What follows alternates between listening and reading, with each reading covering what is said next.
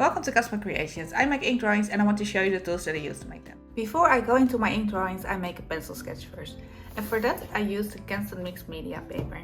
Though it's not the best quality paper for ink because it can't hold that much, but it is very affordable and it's very suited to making the sketches.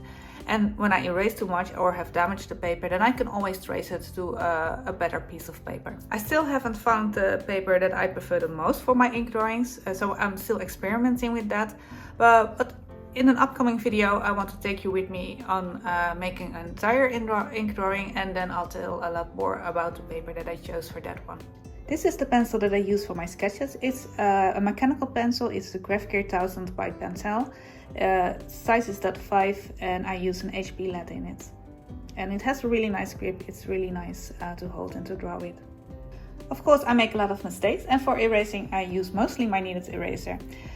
You can just shape it in any shape you want for small parts or for the very large areas, and it doesn't leave any residue.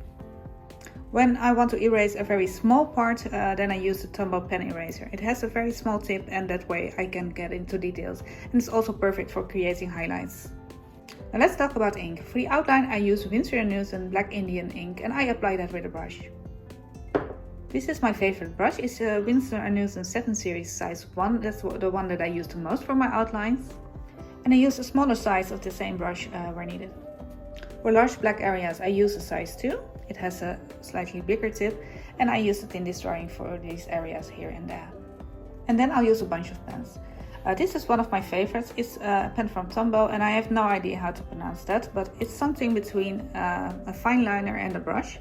You can make very thin lines with it, but by applying pressure you can add some line variation. And for the cross-hatching I prefer to use Micron pens in the small sizes. And this is what I use for my ink drawings. If you have any questions, please drop them in the comments below.